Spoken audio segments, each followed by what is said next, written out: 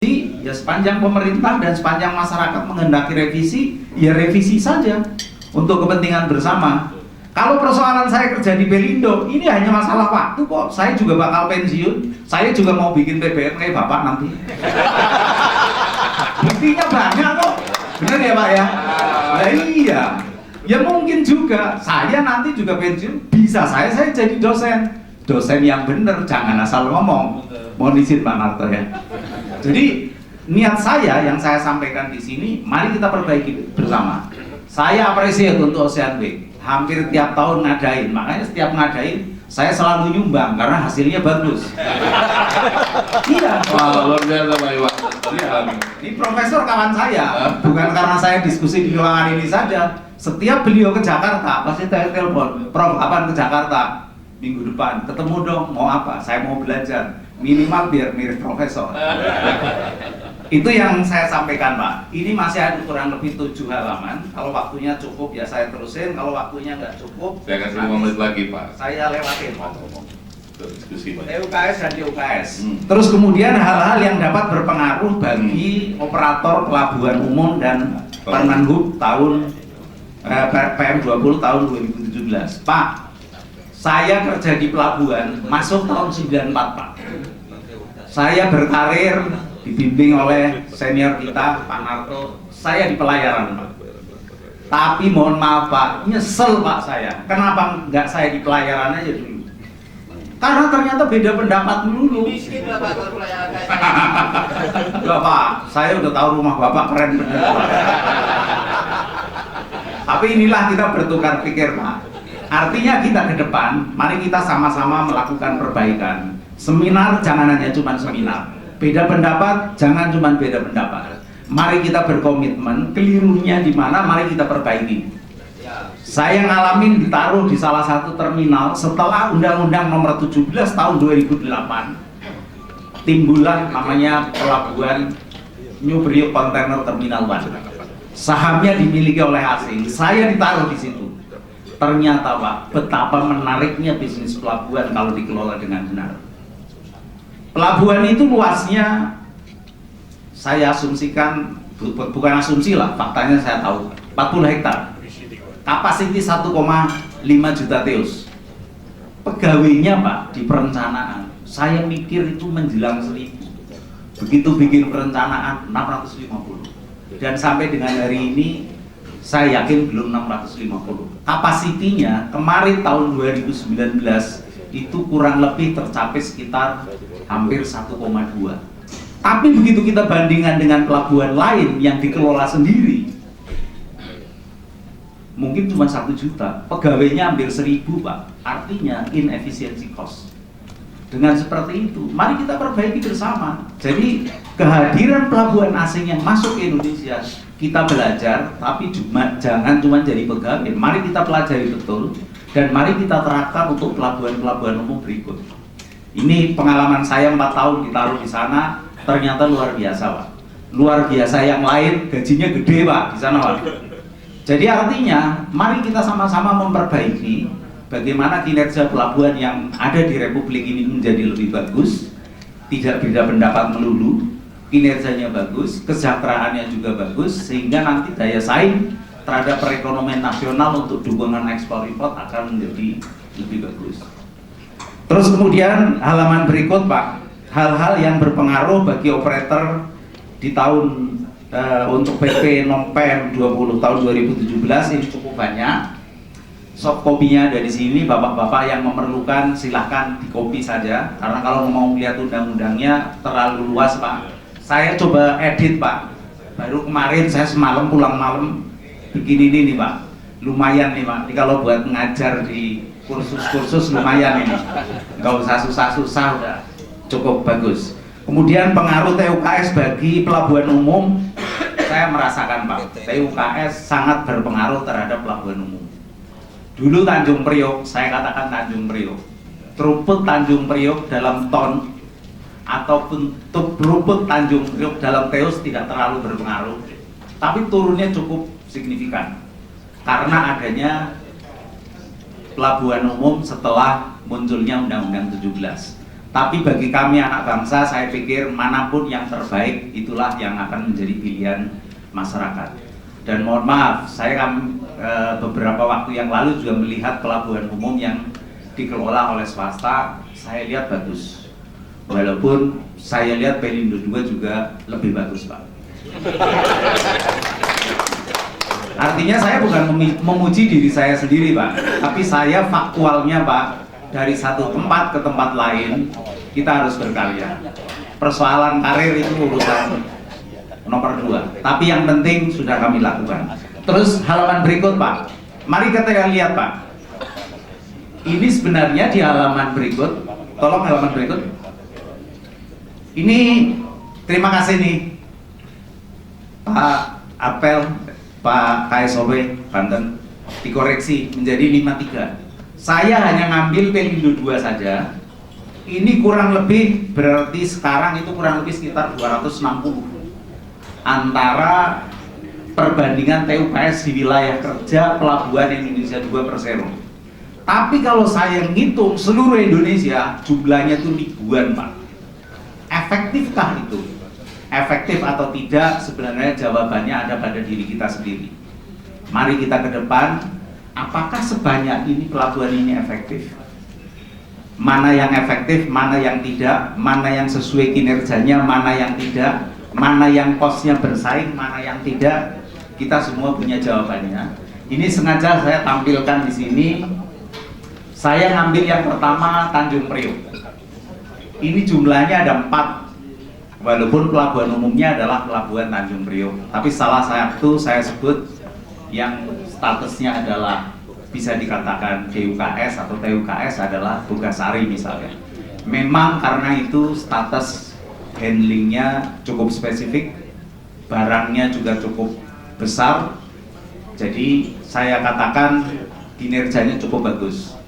Yang lain di sana Pertamina juga ada di sana. Mari kita tata, Pak, yang seperti itu. Jadi kedepannya saya yakin sepanjang kita memiliki komitmen bersama untuk kepentingan bangsa ini, kekurangan-kekurangan yang ada pada diskusi siang hari ini, pagi hari ini, ke depan bisa kita perbaiki untuk kepentingan kita bersama. Terus kemudian tinggal 2 menit lagi, saya halaman berikut tolong, usulan kerjasama antar TUKS dengan BUP pengelola pelabuhan umum. Ini saya bikin formula seperti ini, dan formula ini adalah referensi dari referensi yang bapak-bapak selama ini lihat, baik itu di seminar, baik itu di diskusi dan lain sebagainya. Pertama adalah dermaga TUKS, kemudian ada BUP pengelola pelabuhan umum, sinergi operator pengelola antara BUP pengelola TUKS, kemudian dengan regulator yang ada, dengan regulasi yang ada, yang dibutuhkan untuk pengelolaan itu, mari kita implementasikan sehingga pengaturan skema kerjasama kita berjalan dengan baik. Karena kalau tidak dilakukan kontrol dengan baik, terjadi persaingan. Begitu terjadi persaingan, persaingannya adalah persaingan yang tidak fairness, ujung-ujungnya nanti juga hasilnya tidak akan optimal. Kemudian penetapan tarif pelayanan jasa pelabuhanan, mohon izin Pak Direktur, memang berkali-kali kami melakukan, ya kadang-kadang faktanya kami suka minta naik tarif ya Pak. Habis kalau nggak naik ya gimana Pak? Antara biaya dengan pendapatan, tinggian biaya ini juga repot. Salah satunya adalah pandu Pak. Pandu kami nombok Pak, tapi sampai dengan hari ini walaupun nombok udahlah nggak apa-apa. Bapak-bapak ini kan saudara saya juga, jadi nombok juga nggak apa-apa lah. Jadi pandu kami itu nombok Pak. Tapi sampai dengan hari ini, karena kami ngikutin regulator, jangan naik tarif, ya sudah Pak, saya nggak minta naik tarif dulu. Paling ya nanti tahun depan, tahun ini belum lah. Tapi nggak rugi kan Pak? Rugi Pak. Oh, kalau Bapak nggak percaya, Bapak nanti pulang bareng saya Pak. Kirain nombok nggak rugi gitu Pak. Rugi nggak Pak? Cuman nggak nombok aja Pak. Terus kemudian hal lain Pak, masih ada Gus, beberapa halaman. Ayo lu Gus. Terbatas. Coba tampilkan Pak. Yang terakhir, halaman yang terakhir. Halaman yang terakhir guyon saja Pak. Mungkin Bapak dan Ibu sekalian, balik lagi, bukan yang ini. Kalau ini sangat rahasia itu. Saya melihat foto yang ada di sini, Pak. Saya lihat Bapak dan Ibu sekalian datang dari wilayah Republik yang kita cintai. Kenapa saya tidak muluk-muluk nyari gambar yang enggak? Saya ingin anak bangsa, generasi kita yang masih muda, yang masih ada di kampung, di Indonesia Timur, Indonesia Barat, dan lain sebagainya, menjadi anak yang gembira. Mereka akan bisa sekolah dengan baik. Mari kita bimbing untuk bisa mengelola pelabuhan yang kita cintai di Republik ini sesuai dengan hati nurani, bukan dengan emosi. Saya rasa itu, Pak. Mohon maaf keterbatasan yang saya miliki, tapi saya yakin saya mencintai pelabuhan di Republik ini. Terima kasih. Terima kasih Pak Farjo yang luar biasa memberikan. Saya yakin mudah-mudahan kalau Pelindo seperti Bapak ada semua ini Mas sebenarnya. Gitu Pak ya. Tetapi oke, kita coba buka baju bebas saja. Nanti kita sampaikan tadi ada kata-kata kunci. Ternyata Bapak atau Pelindo sebenarnya pada dasarnya terbuka terhadap persaingan, bahkan membutuhkan selama itu efisien, saling mendukung, ya, ada kompetisi, ada kerjasama, dan sampaikan Bapak kerjasama, dan semuanya ditujukan untuk mengurangi biaya tinggi. Nah, mungkin hal-hal yang di depan yang sekarang kita hadapi ada BUP, Bapak menyampaikan itu gantungan pemerintah seharusnya jadi bagian itu Pak ya, diperhatikan, dan itu saya pikir yang cukup baik dari perspektif Pak Suparjo terkait dengan isu-isu monopoli yang selama ini masih orang bilang dikotomi antara Demokrat dan Demokrat. Minta masukan Kapten Titono dan juga mungkin juga Pak Febri dan juga Pak Bay tentang ini. Monggo Pak. Ya, tunggu Kapten dulu. Kapten Titono kan langsung ini, beliau langsung pengguna jasa. Monggo. Terima kasih Pak Profesor. Assalamualaikum warahmatullahi wabarakatuh. Mohon izin saya mewakili ketua kami Ibu Karmelita yang berhalangan dan hadir pada sesi ini karena keperluan yang lain. Kalau berbicara mengenai pelabuhan dari sisi pengguna jasa, saya mencoba menanyakan kepada diri sendiri, siapa sih yang perlu pelabuhan? Saya di sini pengguna jasa yang lainnya seperti eksportir atau importir belum masuk dalam ini. Coba kalau kita ingat kepada beberapa puluh tahun yang lalu, zaman boomingnya kayu gelondongan, tidak ada pelabuhan di Kalimantan, toh bahkan jalan. Di Vietnam beberapa puluh tahun yang lalu tidak ada pelabuhan, toh kontainer bisa keluar. Tapi ada empat hal yang harus kita catat di sini, bahwa kita perlu efektif, efisien, safety, dan security. Inilah yang kita kehendaki bagi para pelaku bisnis pada setiap pelabuhan. Kalau ini empat ini nggak ada diperlukan, ya kayu gelondongan juga bisa keluar waktu itu. Jadi dari perspektif inilah Pak Profesor, saya dari pelaku industri mencoba ingin memberikan masukan, apakah itu pelabuhan umum, apakah itu TUKS, apakah BUP. Empat hal ini harus ada di semua terminal. Itu yang kita kehendaki. Saya ada sedikit membawakan presentasi, tapi kemudian pada bagian akhir aja. Nah, bagian akhir ada dua hal, yaitu di situ ada harapan dan saran kita dari pelaku industri untuk pelabuhan TUKS. Bisa tolong ditampilkan Pak?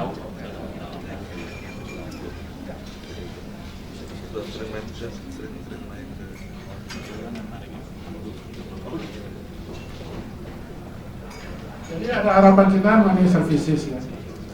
Pelaku usaha pelayaran meminta agar pelayanan kapal yang akan sandar dapat dilakukan dengan seefisien mungkin. Dokumentasinya juga nggak usah neko-neko, sederhana, cepat dan efisien.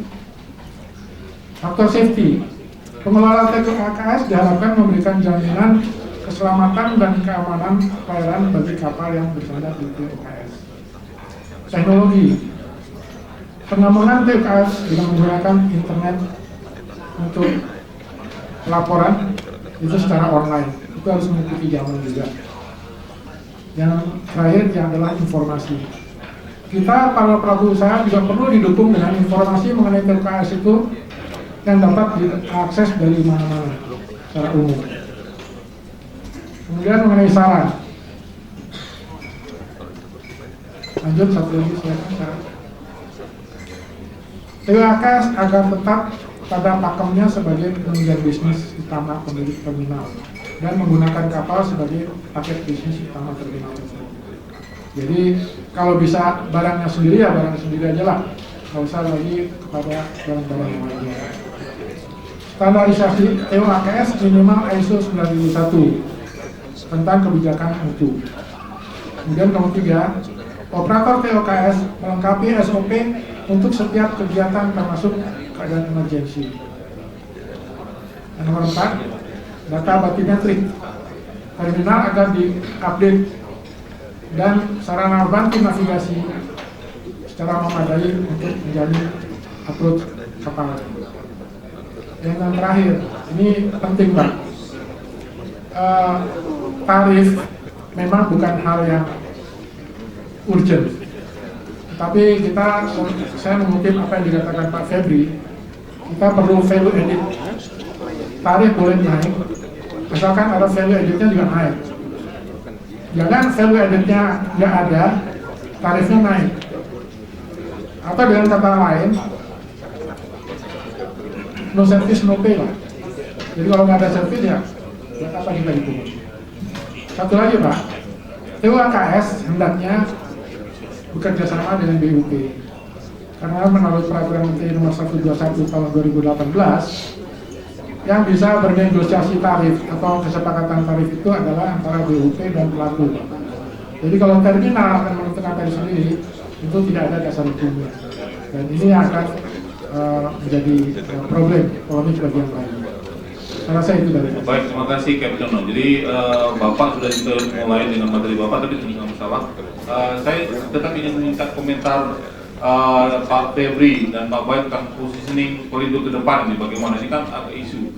Kita ingin, apalagi kan di situ depan ada holding. Pelindo kan jelas akan semakin besar, Pak. Semakin menggurita, dia mengholding. Itu gimana menurut Abu Fil melihat ini? Ya, terima kasih Pak Moderator.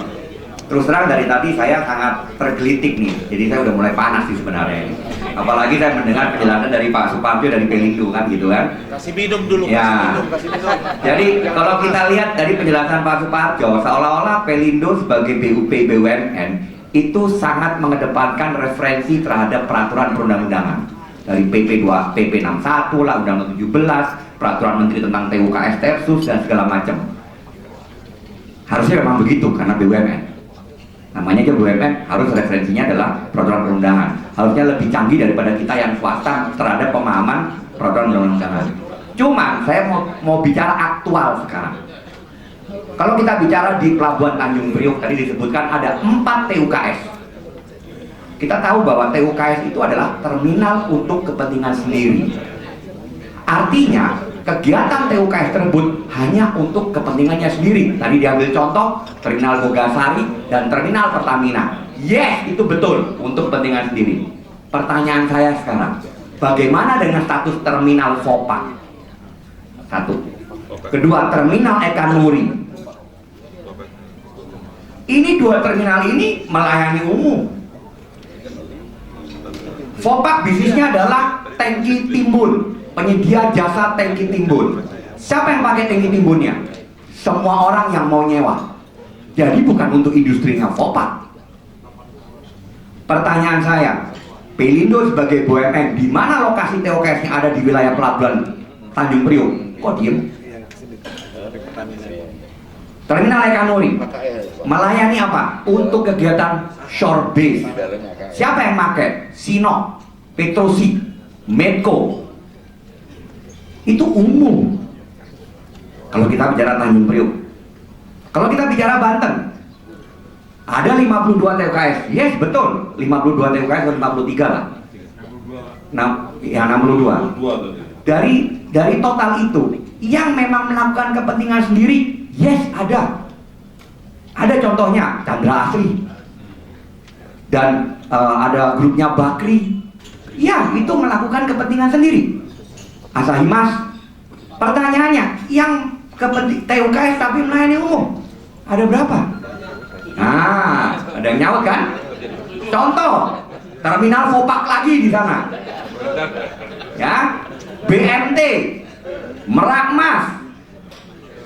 Gak usah kita menutup mata Bapak Ibu di sini. Kita semua tahu kok itu.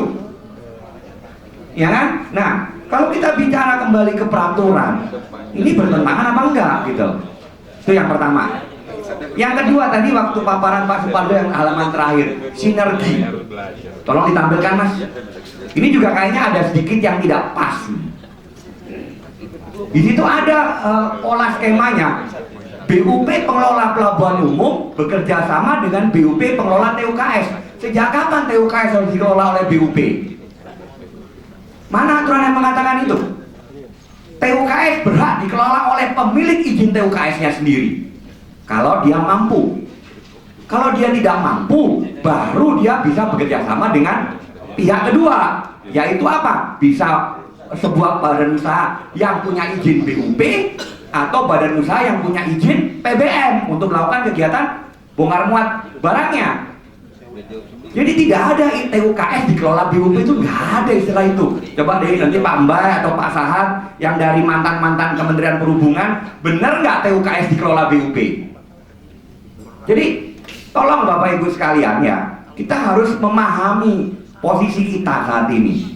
Saya juga seringkali mengingatkan ke teman-teman TUKS dan Tersus, kalau Anda memang ingin berbisnis, mendapatkan pelayanan melayani umum karena bisnis Anda di situ, ya Anda masuklah menjadi terminal umum dengan proses apa? Konsesi. Kalau Anda ingin punya kepentingan sendiri, nggak melayani umum, ya jangan main-main di umum gitu loh. Karena apa? Contoh di Pelabuhan Banten, nggak usah Banten deh, tempat saya ada Marunda dah, nggak usah jauh-jauh dah. Berapa terminal yang dapat konsesi? Artinya melayani umum. Berapa terminal yang yang sifatnya TUKS tapi juga melayani umum? Apakah kita nggak bersaing bunuh-bunuhan dalam satu wilayah pelabuhan?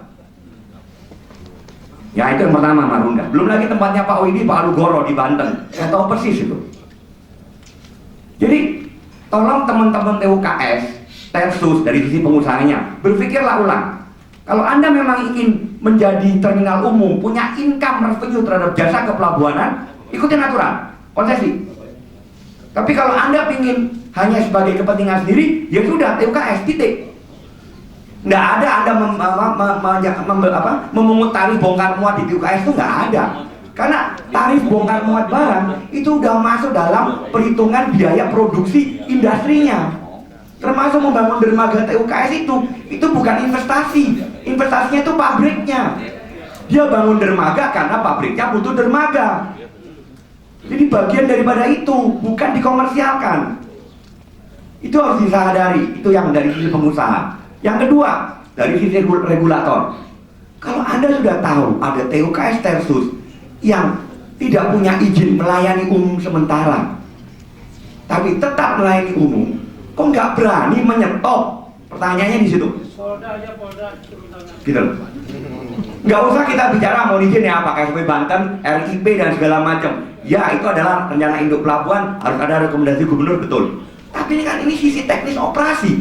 Jelas-jelas tuh Tersus TUKS tidak punya izin melayani umum sementara dari menteri. Kok boleh melakukan kegiatan umum? Kan aneh gitu loh. Ini di Banten, belum lagi di Samarinda, di sepanjang Sungai Mahakam, banyak sekali tuh. Sampai KPK turun baru ribut, kan gitu. Jadi ada dua hal yang harus kita lihat ya. Pertama, kita dari sisi pengusaha yang mengusahakan kegiatan kepelabuhanan, dan dari sisi regulasinya, regulatornya. Semua aturan sudah bisa dibuat dengan baik dan benar. Yang namanya aturan bikinan manusia, gak ada yang sempurna Pak Prof. Mau undang-undang pun itu bikinan manusia. Jadi pasti ada kelemahan. Tapi yang jadi masalah bukan kita membahas kelemahannya, tapi bagaimana kita mengimplementasikan aturan ini. Karena gini, kalau saya sebagai pengusaha, saya swasta, yang namanya pengusaha swasta tidak pernah mau punya pemikiran melanggar aturan, itu udah pasti. Ngapain kita berusaha tapi melanggar aturan? Nggak pernah punya pemikiran di situ. Tapi kalau aturannya tidak mendukung usaha saya akan berpikir 1000 kali gimana ya caranya ya, gimana ya loophole-nya ya, gimana mengatasinya ya.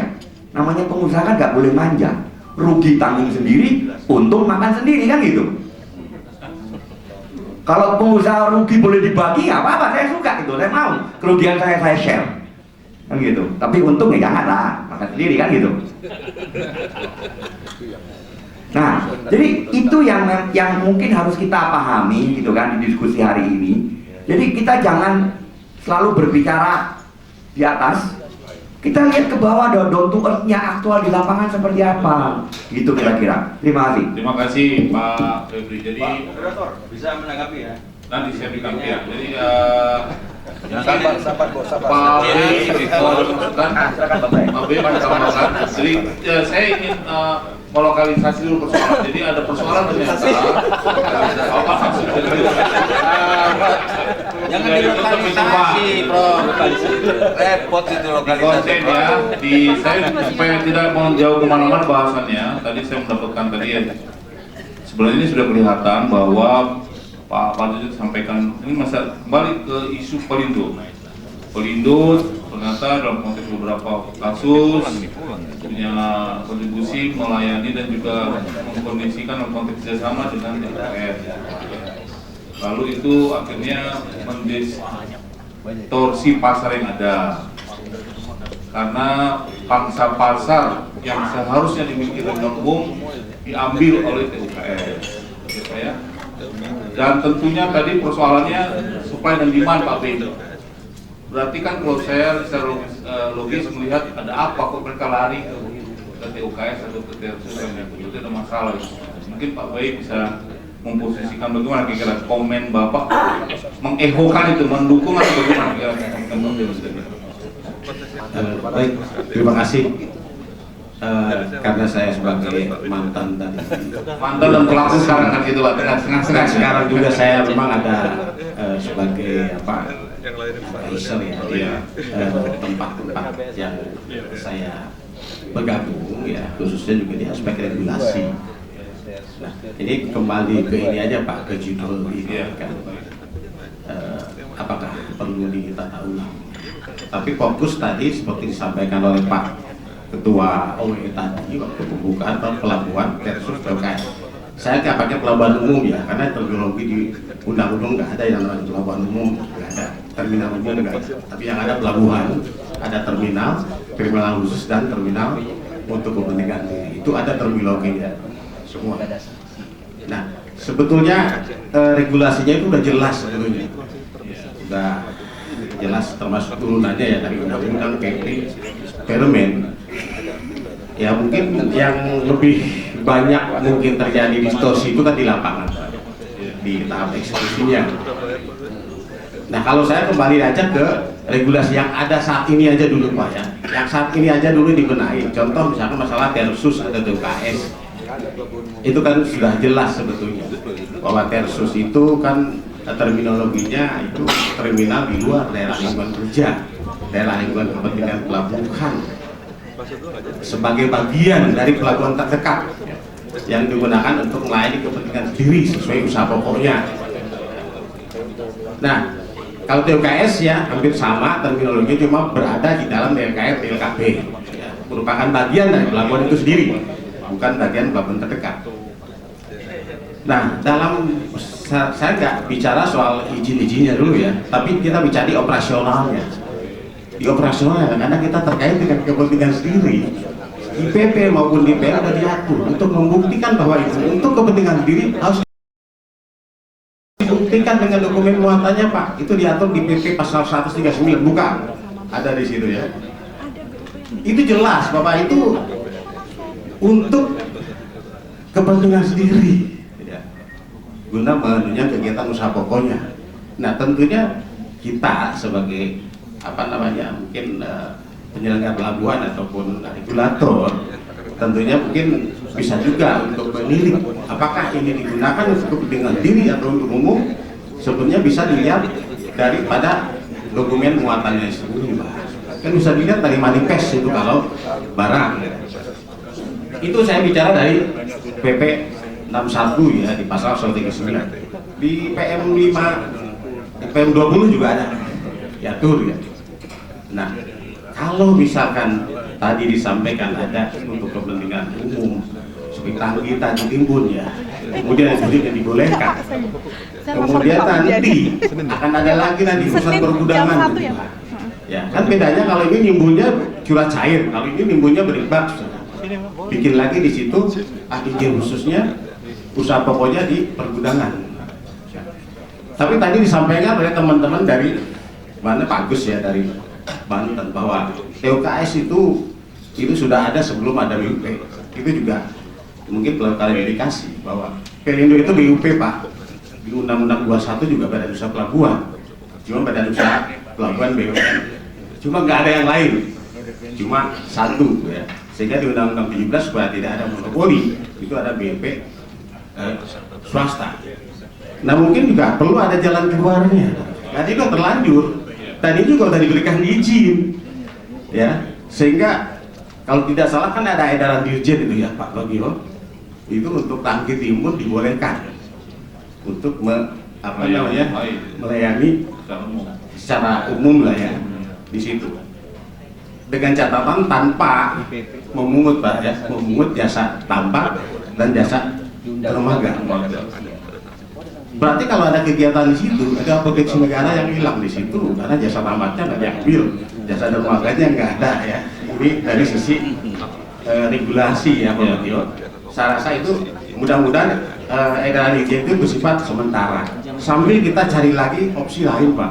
Karena apa? Di dalam undang-undang itu sendiri di pasal 92 kegiatan jasa pelabuhan itu juga dilaksanakan oleh Badan Usaha Pelabuhan berdasarkan konstitusi dan bentuk lainnya buat kita jabarkan belum ada, atau di PL 15 sudah ada di situ Pak Bagio, ada di undang-undang KSO kerjasama operasi, ada kontrak kerja manajemen, tapi belum di breakdown Pak ya.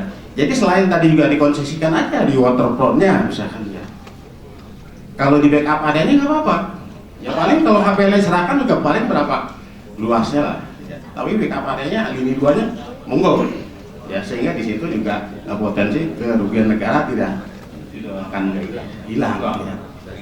Ya itu kita dari sisi regulasi. Jadi mungkin KSO nanti coba bisa saja KSO kerjasama operasi ya, kalau misalnya tidak ada konsesi dibuat KSO, dicari seperti apa ini ya Pak rumusannya, kontrak kerja manajemen seperti apa rumusannya ya, sehingga mungkin tidak harus konsesi. Nah, tadi peluang BUP, saya bicara BUP lah ya, bukan hanya begitu, BUP boleh saja kalau misalkan pemilik tangki timbun lah ataupun apapun namanya usaha di situ, dia nggak mau pusing-pusing ya, yang penting kamu dapat duit gitu kan ya, silakan aja mau operasi, yang mengelolanya mungkin BUP ya, silakan aja kerjasama, nanti BUP nanti yang berurusan dengan penyelenggara, karena nanti pada akhirnya itu akan KSO pun dengan penyelenggara, kontrak manajemen dengan penyelenggara, konsesi dengan penyelenggara ya. Saya kira itu Pak. Saya kembali ke, terima kasih Pak B. Jadi ada solusi hukum atau solusi komersial kontraktual yang memang harus mulai di-drive oleh pemerintah. Nah persoalan memang tadi kita sudah dengar berkali-kali, persoalannya adalah diimplementasi di lapangannya yang kesulitan untuk baik dikendalikan pemerintah, ini mohon izin di Direktorat Pelabuhan atau mungkin di institusi OP dan di KSOP di bawah Pak. Nah ini kita perlu dengar dulu bagaimana Pak Victor. Pak Victor mau namakan persoalan tadi Pak, gimana Pak Victor? Terima kasih Pak Moderator, Pak Profesor.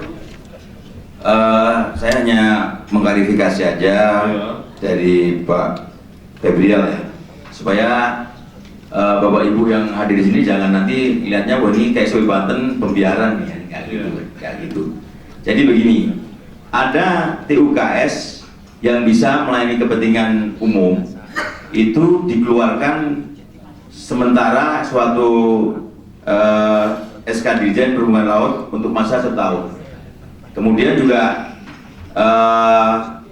tadi ada edaran Dirjen dari Pak Bay yang mengatakan bahwa tangki timbun bisa melayani umum. Itu juga ada edaran dari Pak Dirjen. Jadi saya di Banten ini Pak Moderator baru 2 bulan tapi saya sudah data. Jadi kita tidak membiarkan tapi juga memberikan solusi seperti yang diberikan oleh Pak Bay tadi, bahwa memang ada perizinan yang diberikan oleh Dirjen Perhubungan Laut untuk TUKS yang melayani umum. Jadi itu ada izinnya Pak. Kalau dibilang banyak memang ada ya. Sepengetahuan saya itu ya ada 4 lah yang tercatat ya. Maksudnya yang izinnya saya lihat sendiri. Jadi seperti itu Pak Moderator. Demikian dari saya, terima kasih. Baik, tapi kira-kira setelah diberikan izin menyangkut ke keseimbangan pasarnya gimana Pak SOP, Pak Victor? Apakah ini menunggu itu diperpanjang lagi sementara yang eksis sudah ada? Bagaimana kira-kira cara-cara penanganan Bapak selama ini di lapangan? Kalau di lapangan tidak ada masalah Pak Moderator, tidak ada masalah. Cuma kan tetap ada evaluasi ya. Evaluasi kenapa diberikan setiap tahunnya. Dari KSOP ada evaluasi Pak. Dan kami selalu berkoordinasi dengan Pak Direktur Pelabuhanan. Demikian Pak dari saya, terima kasih. Pak mungkin terima kasih Moderator. Sekedar menambahkan sekaligus kita sampaikan juga di Banjarmasin nih, biar clear yang disampaikan bahwa betul ada dan itu juga ada izinnya. Jadi terminal khusus yang melayani kepentingan umum sementara rata-rata hanya diberikan setahun, dan kalau masih diperlukan ada perpanjangan. Biasanya sebelum mereka mengajukan, kita akan kebutuhan Mbak, karena kalau tidak, Bapak-Bapak juga jangan sampai menafikan begini. Yang ada di Banjarmasin ini kebanyakan batu bara. Banyak tambang-tambang batu bara. Apabila kita harus saklek dengan aturannya, mereka berarti harus punya terminal sendiri. Apakah itu juga bijak? Tapi ini opini dulu Pak ya. oke. Kenapa tidak diarahkan ke terminal yang sudah ada? Menghemat tempat, alam, dan seterusnya. Karena di sana saat ini Pelindo tidak mempunyai fasilitas untuk menghandle ini. Ketika Pemda sudah membatasi akses truk-truk lewat jalan umum. Pilihannya mana Pak? Ya itu Pak, lebih baik yang ada dulu ekonomi jalan, ekspor jalan. Nanti ketika mereka sudah mempunyai lokasi sendiri, pasti itu akan menjadi solusi. Nah, kembali lagi ke tersus tadi Pak. Ini ada beberapa masalah. Satu, perizinan. 2, operasional. Operasional sudah mulai, teman-teman dari BUP ini eksis. Perizinan pun, nah ini kadang-kadang juga Pak, Pemda dari Banten kayaknya melepaskan kepala, ekornya ditarik. Padahal izinnya pun mestinya memang tetap melalui Pemda ya Pak ya. Tidak mungkin izin diproses tanpa ada rekomendasi. Padahal juga mereka sebetulnya paling tahu kebutuhannya. Ini, kalau kita ngomong sekarang diregulasi terkait dengan perizinan, biasanya kita dipermasalahkan dengan waktu. Kenapa lama sekali? Saya berpikir gini Pak, ini mungkin Pak Bagio barangkali kalau kita mau berpikir radikal ya. Nanti prosedurnya kita Pak, usul untuk dirubah. Artinya teman-teman para pengusaha itu biarkan mengakses dirinya sendiri. Dia upload semua dokumen yang sudah dia dapat dari Pemda, dari penanam modal, dari itu sebagainya. Semua syarat yang sudah ada di PM itu diupload sendiri. Langsung ke Bapak download, evaluasi, approve, punya izin. Nanti Bapak yang turun mengevaluasi. Kalau tidak sesuai dengan yang Anda upload, cabut. Jadi nggak hitungan hari Pak, nggak hitungan bulan lagi Pak. Ini perizinan. Enggak, ini saya juga khawatir juga seperti tadi seolah-olah KSOP kok seperti melakukan pembiaran ya. Bukan, izin ada, dan itu juga pasti ada pertimbangan-pertimbangan. Ini pun dibatasi, misalkan tersus batu bara yang melayani kepentingan umum, itu hanya batu bara saja Pak, tidak boleh dia komoditas lain seperti itu. Ini hanya menambah Pak Victor tadi. Sementaranya sampai kapan Pak? Kalau sementaranya sampai 10 tahun. Sampai masyarakat di sana sudah siap.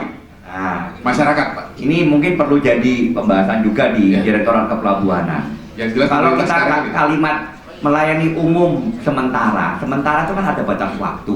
Memang secara aturan 1 tahun. Dulu malah aturannya bukan 1 tahun Pak. Waktu zaman saya itu sementaranya sesuai dengan masa berlaku izin tersusnya. Karena waktu yang sebelumnya izin tersus itu karena rata-rata 5 tahun. 5 tahun, TUKS 5 tahun. Jadi kalau TUKS tersus mendapatkan melayani umum sementara itu sesuai dengan sepanjang izin tersus TUKS-nya. Tapi sekarang berubah memang menjadi hanya 1 tahun. Pertanyaannya 1 tahun berapa kali? Perpanjang. Kenapa tidak berpikir didorong untuk konsesi? Toh pendapatan negara dari PNBP sebagai tersus TUKS dengan pendapatan negara terhadap fee konsesi itu jauh lebih besar fee konsesi. Jadi bisa juga konsesi itu diberikan dalam jangka pendek, kan dalam jangka panjang. Pertanyaannya kalau konsesi kan pasti asetnya akan milik pemerintah setelah masa konsesi berakhir. Ini kadang-kadang yang menjadi kendala bagi pemilik tersus TUKS kenapa tidak mau melakukan konsesi. Karena dia berpikir, wah saya udah bangun dermaga dan segala macamnya, enak aja 20-30 tahun kemudian diambil pemerintah. Nah ini sebenarnya pemikiran yang salah juga gitu loh. Karena yang dikonsesikan itu sebenarnya pengusahanya boleh milih. Mana yang mau dikonsesikan? Waterfront jelas, area dermaga. Area backup areanya kata Pak Mbak tadi bisa dipilih. Saya punya lahan 10 hektar, apakah semuanya saya konsesikan? Enggak, saya pilih. Ya, contoh di KBS Terminal Cigading, kalau tidak salah mohon koreksi Pak Widi, punya 22 dermaga, tapi yang dikonsesikan nggak semuanya.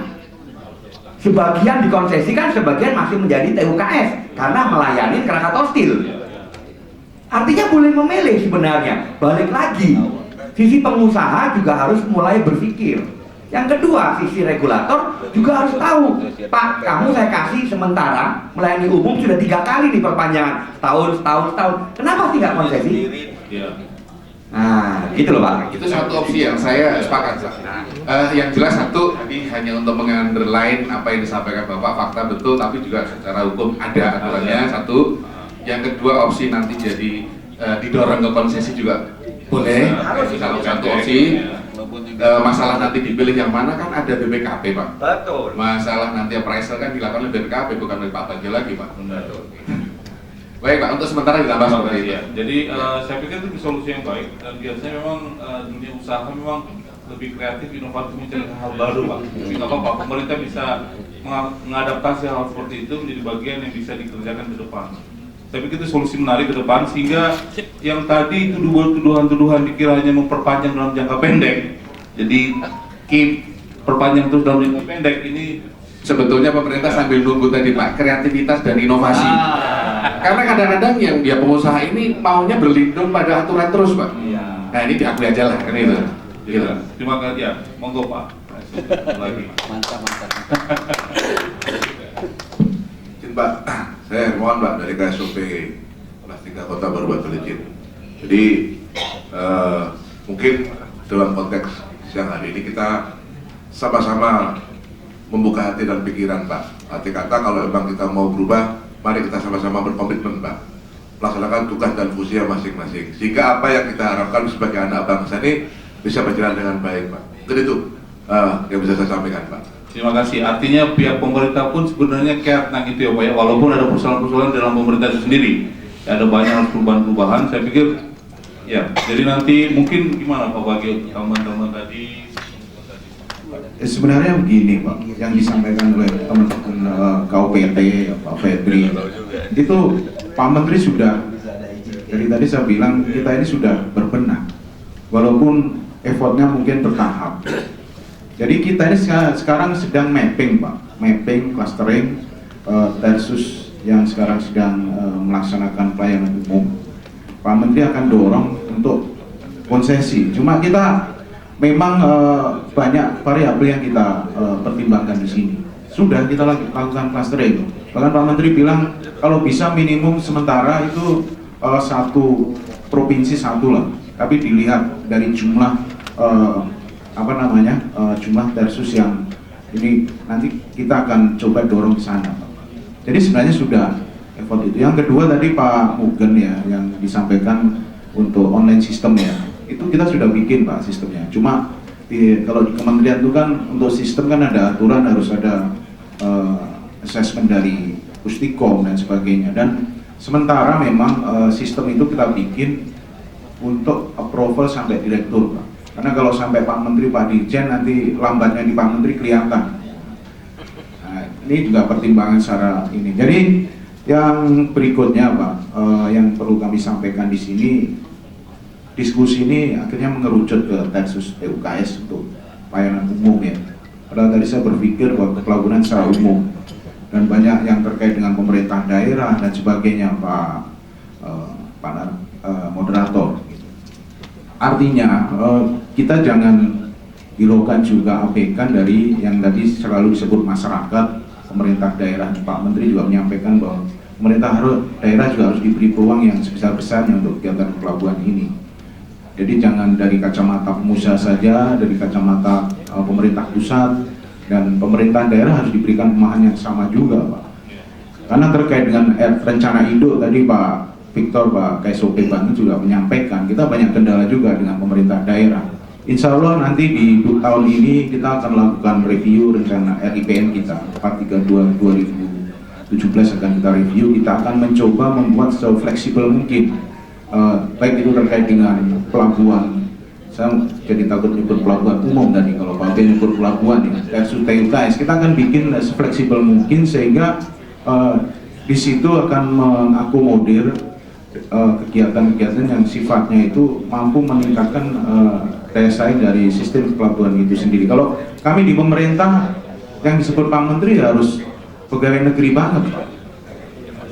Ya, kami bersyukur diundang di forum ini, jadi kacamata kami lebih sorotan kami lebih luas lagi dalam menentukan kebijakan-kebijakan. Oh, ternyata ada benturan-benturan yang cukup hebat di lapangan gitu. Walaupun saya sudah dengar, jadi kalau diskusi sama Prof. Saud ini sudah nyampe ke sana, Pak. Tapi sekali lagi di forum ini akan menjadi masukan yang cukup signifikan untuk kebijakan pelabuhan ke depan. Tapi ya semua pihak harus, tadi kan ada kalimat harmonisasi, kesepakatan bersama. Karena suatu kegiatan itu pasti ada suatu kesepakatan bersama dari pelaku, semua pelakunya, Pak. Jangan sampai satu pihak aja yang mendominasi dan sebagainya. Itu aja, Pak, tanggapan dari saya. Terima kasih. Ya, Pak. Bentar, Pak. Ini saya akan ini dulu, Pak ya.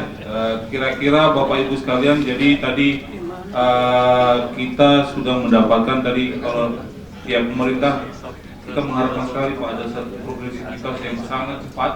Ini kan ekspektasi masyarakat sangat tinggi, Pak. Monggo nanti di rapat Bapak itu segera diturunkan, dan kita berharap inovasi dari pelaku usaha bisa semua diadaptasi oleh Bapak di daerah. Dan saya percaya bahwa Bapak orang-orang yang bagus-bagus. Saya mengikuti Pak Victor, catatannya Pak Mugen, ya adalah KSUP handal dan punya nama bagus. Dan itu mohon kita harapkan sekali tentang itu, ya. Baik, sekarang kita buka ke umum Bapak-Bapak sekalian. Oke. Tapi saya ini permintaan dari saya utamakan dulu Pak Kapten Prianto, lanjutin di belakang Pak. 3. Mohon maaf Pak, oke. Ya nanti kita coba mohon izin Pak Nafri sama Pak Sar nanti belakangan Pak ini ya Pak ya. Karena sudah tadi kalau Pak Tahu juga mau tambah saya berikan lagi. Saya berikan kesempatan yang dulu. Kapten Prianto mungkin.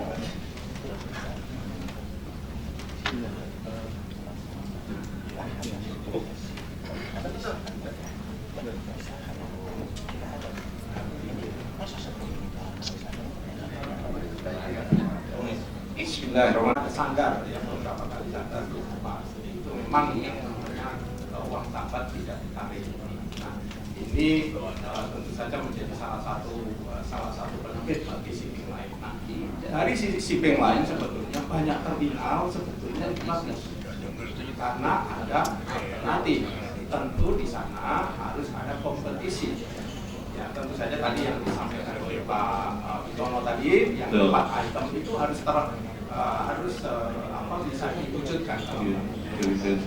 Security. Ya, itu tadi. Nah, khususnya dalam hal security dan sebagainya. Ya, security lebih penting, sangat penting dalam hal penyandaran kapal karena ini kapal sandar ini belum terminalnya tidak mendapat asuransi karena terjadi sesuatu ini akan menjadi satu hal yang memperberat kepada pelayaran. Itu satu. Yang kedua, khusus kami akan kalau di Tanjung Priok saja. Tadi ada istilah DLKR, DLKP. Nah, sementara di sini ini seperti apa? Mungkin nanti Pak Febri atau Pak GM untuk menanyakan seperti apa sih RUP Tanjung Priok ini. Di sana ada yang namanya dari ujung barat sampai timur, beberapa. Nah, tentu saja ada satu lagi case tentang pelabuhan terbuka dan tidak. Memang dengan adanya Marunda ini menjadi salah satu alternatif. Tapi ini belum dapat outputnya belum ada, sehingga setiap kapal masuk ke Tanjung Priok harus ada tambah biaya karena harus checking di pelabuhan induknya di Tanjung Priok baru safety. Ini semua tentu saja akan menjadi quote-unquote biaya. Saya kira itu yang benar, tapi begini, setelah panjang lebar mendengarkan dari diskusi regulasi pelabuhan terbuka wisata ulang. Sebetulnya tadi regulasi tidak cukup. Sebetulnya regulasi pelabuhan perlu diterapkan sesuai dengan apa yang tertulis. Saya kira itu lebih baik. Saya kira itu. Terima kasih. Terima kasih. Ya, jadi ada masukan dari Pak tentang masalah port ya. Karena pelabuhan punya kapal punya opsi ke beberapa pelabuhan, tapi karena ada persoalan port code yang tidak termasuk, itu yang jadi biaya pada saat syuting. Itu perlu diperhatikan Pak. Terima kasih Kapten Supriyanto tentang masukan terkait dengan implementasinya. Implementasi. Saya buka belakang Pak, monggo Pak, baju merah Pak, monggo.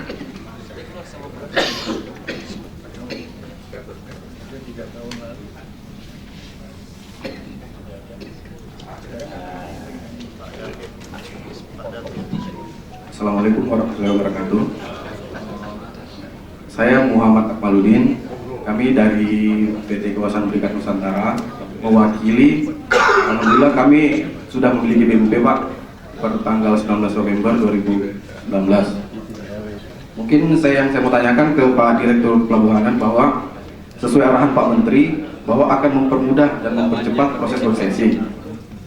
Nah, sejalan dengan aturan PM 15 tahun 2016 bahwa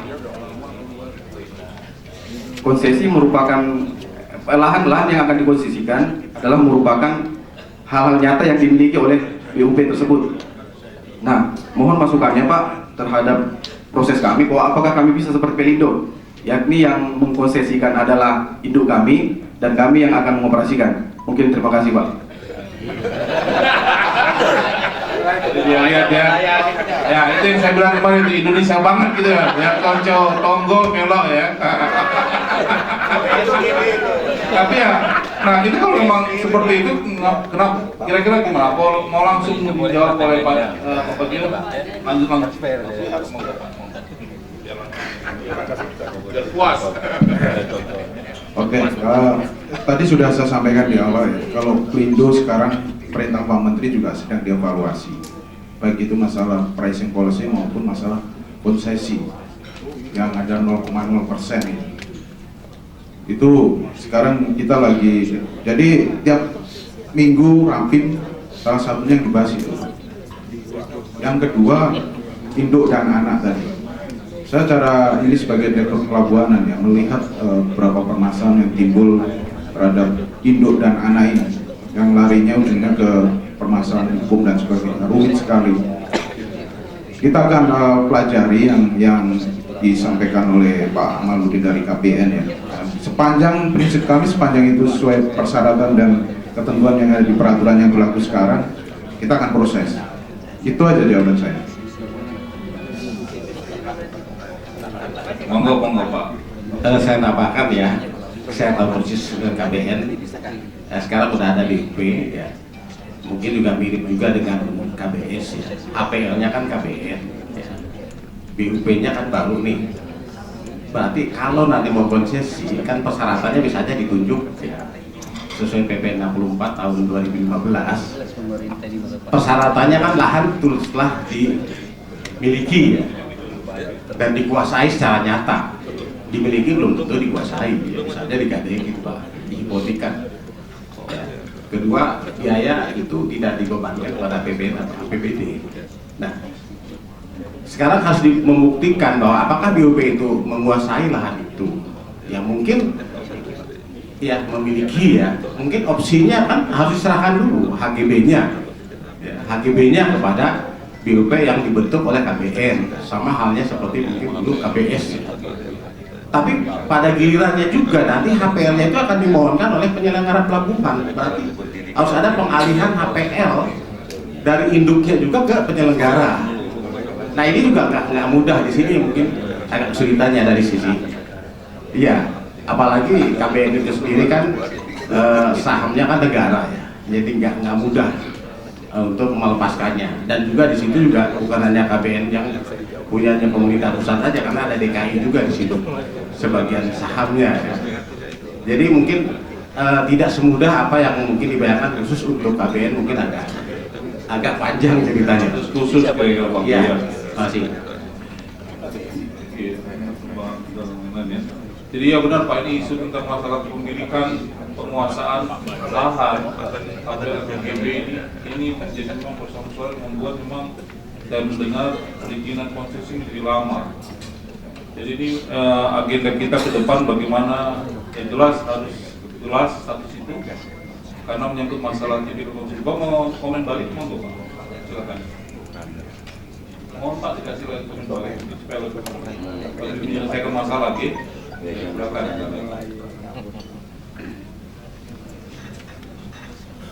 Baik Pak, izin Pak, karena menyambung yang tadi Pak, bahwa kemarin kita habis diskusi dengan Kementerian BUMN bahwa anak perusahaan hanya berhak diberikan HGB murni, sementara untuk melakukan konsesi itu harus melalui HPL Pak. Nah itulah yang mungkin menjadi kendala bahwa BUP kita selama ini belum bisa beroperasi karena kami belum memperoleh izin pembangunan Pak. Nah itu yang akan kami bicara. Baik, siap. Baik, jadi nanti bisa jadi juga menjadi persoalan menjadi isu pending issues atau major issues pemerintahan. Kalau memang ada perubahan-perubahan untuk mengebus bisa jadi Pak, berubah ya. Mungkin jadi agenda untuk pembahasan pemerintahan nanti. Ya Pak, jadi saya coba nambahin sedikit dari KBN ini menarik ini masalah konsesi lahan. Jadi kalau nanti misalnya ada BUP bisa konsesi tanpa memiliki lahan Pak, semua BUP akan lakukan hal yang sama. Jadi saya minta ke regulator tidak ada pembedaan antara BUP BUMN maupun BUP swasta, bahwa lahan area pelabuhan yang akan dikonsesikan itu harus dimiliki, bukan jadi dikuasai. Karena apa? Karena kita akan menyerahkan lahan itu kepada penyelenggara dalam bentuk HPL. Jadi misalnya saya udah punya lahan HGB, saya serahkan ke penyelenggara, saya rubah ke HPL penyelenggara. Baru HPL penyelenggara menerbitkan HGB atas nama saya di atas HPL. Nah ini harus sesuai kan gitu. Jangan dirubah-rubah. Ya. Nah terkait masalah Anda KBN, saya tahu Anda kan lagi bangun terminal C04 kan? Gelut mana? Dibatasi Pak, tetanggaan sama Anda kalau Anda jadi nanti kita bersaing. Pertanyaan saya, Anda belum mendapatkan izin operasi sehingga nggak bisa bangun. Yang Anda bangun sekarang itu apa? Pertanyaan saya. Yang Anda bangun sekarang itu apa? Sepanjang 1.200 meter. Pelabuhan lah Pak. Ya, jalan dari mana saya bisa tunjukin fotonya, itu dermaga yang Anda bangun. Anda tinggal pasang fender, Anda keruk, jadi dermaga. Betul. Nanti dibicarakan di Starbucks saja. Ya, makanya itu juga perlu jadi pemerhati dari regulatori gitu loh. Ya. Jadi jangan kita bicara seolah-olah di awang-awang tapi bottom line-nya dapat. Saya pelaku usaha, saya tahu persis. Itu ada. Nah, selesaikan cara adat. Oke, terima kasih. Cara adat aja. Pak, maksudnya walaupun nggak apa-apa, kita bisa melihat bahwa hal itu ada terjadi, sehingga memang pemerintah biar tahu juga, gitu ya. Dan pemerintah mencatat itu dan menugaskan tim unit di bawahnya untuk menyelesaikan. Hanya kembali ke amplop Pak. Itu selesai di sektor, saya kembali ke bawah tadi Pak Taufik mau lagi ya. Oh. Ya, terima kasih Pak Prof. Menurut saya yang tidak bisa ditata ulang itu Al-Quran dan hadis. Ini lagi ya, luar biasa, sangat filosofis. Yang dibuat oleh manusia bisa diselesaikan. Bisa diubah. Undang-Undang Dasar 1945 aja masih bisa diamandemen. Pak dari kepelabuhan, kita berharap nanti KSOP ini yang betul-betul menjadi wasit yang netral. Saya mencontohkan di pelabuhan saya saja, Pak. Saya nggak tahu persis di pelabuhan yang lain. Mana, Pak? Di Teluk Bayur. Teluk Bayur itu indah dan permai. Dulu pertama kali PT PTP masuk Teluk Bayur, katanya pendatang haram. Sesudah itu tahu-tahu PTP eksis, sudah menjadi pendatang halal. Bagaimana? Awalnya akan dipertemukan dengan APBMI. Yang kedua ada kontrak B2B antara Semen Padang dengan Pelindo. Ini mohon maaf Pak Pelindo, nanti Bapak juga kalau pensiun terjadi seperti Pak Bustanul Buse dulu di Teluk Bayur. Awalnya keras sekali di Pelindo, setelah dia pensiun dia buka PBM, mati PBM-nya Pak.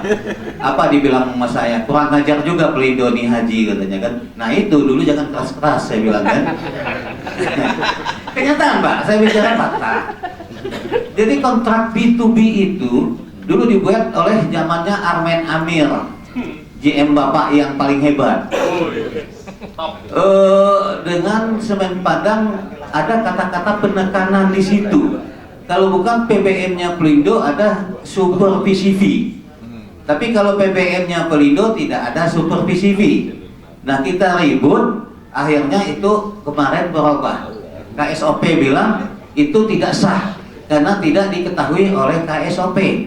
Nah, saya dengar beberapa hari yang lalu KSOP pun ikut menandatangani kontrak B2B tersebut antara Semen Padang dan Pelindo tanpa melibatkan APBMI. Jadi TUKS Semen Padang, dermaga khusus batu bara, dermaga kontainer dan CPO semuanya sudah dikuasai oleh Pelindo, Pak.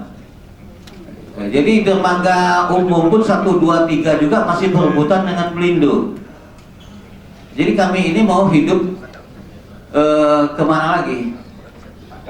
Terus Pak Bay, sahabat saya juga ini, saya juga banyak kenal dengan orang perhubungan yang lama-lama Pak, mulai dari Pak Cuk dulu Dirjen, Pak Jimmy Niki Julu dan segala macam. Di PM 60 APBMI ini punya kuku. Jadi sebelum anggotanya mengurus SYUK PBM harus mendapat rekomendasi dulu dari APBMI. Entah kenapa di PM 152 saya juga curiga apakah APBMI ini mau dihabiskan atau gimana.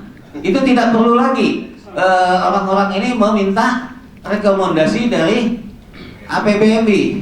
Tetapi kenapa di ALFI melalui PM 49 itu setiap tahun anggotanya harus memperbarui sertifikat keanggotaan.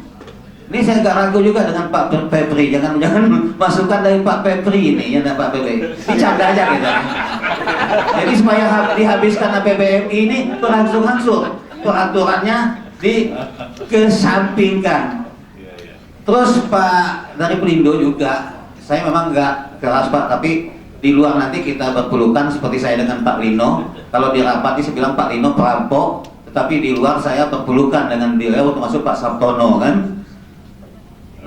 PM 20 tentang TUKS, saya protes. Lu Pak Pepsi tahu dari di grup kan, itu dipungut uang dermaga oleh Pelindo. Setelah kita protes, alhamdulillah 1 Januari 2020 itu ditiadakan. Nah, jadi aturan-aturan ini Pak dari perhubungan, kalau bisa, Umar Haris itu kan adik saya juga itu, termasuk KP 818 itu yang menandatangani, yang mengundangkan Umar Haris itu tanggal 25 September tahun 2014. Ya Pak Bayan, yang memberikan izin BUP kepada PTP.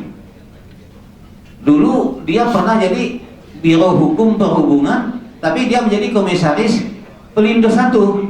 Gimana mau adil Pak? Jadi yang kita tuntut ini keadilan memang betul-betul. Nah, kecuali saya jadi komisaris Pelindo nggak apa-apa. Ini orang yang membuat regulasi mau jadi komisaris Pelindo. Terima kasih Pak. Assalamualaikum warahmatullahi wabarakatuh. Ini ada, jadi itu mungkin menjadi masukan-masukan ke depan Pak kepada pemerintah. Jadi ketika posisi seorang pejabat sudah mendua di satu tempat, ya seharusnya dia juga harus ada oversee, dia harus ada pengawas. Nggak mau jadi komisarisnya KPS. Luar biasa. Ya. Masih WA-nya ngejar terus. Karena takut kepentingannya ini ya nanti ya, overlapping. Baik, Pak Karit cukup tadi ya Pak ya? Saya rasa cukup ya. Ditanggapi oleh pemerintah. Monggo. Bagus, Pak. Ya, terima kasih Pak. Monggo Pak.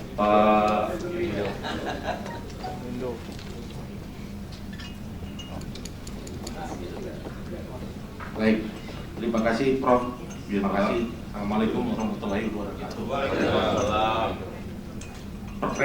Nama saya Mindo Sitorus.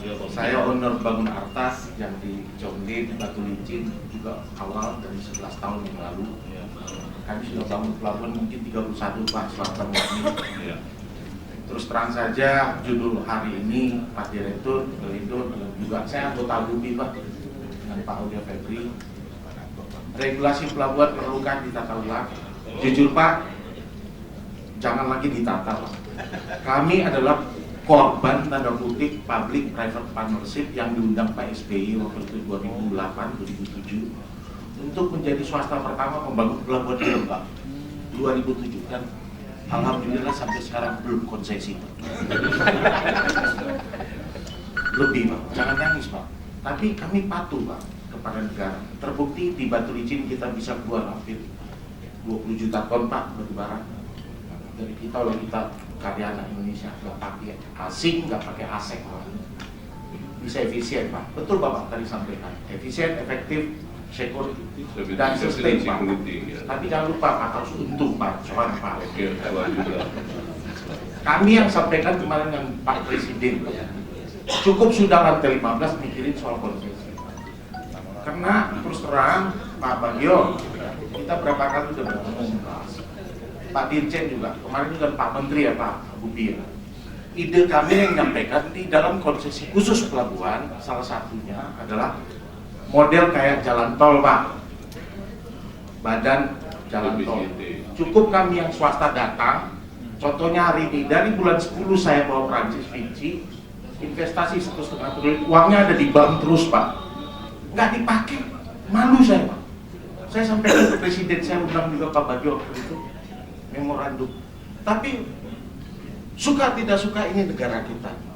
Kalau Anda tiru itu PBM, coba cek Jawa Tengah. Kami yang punya pelabuhan, kami owner pelabuhan, kami ngajak badan usaha milik daerah.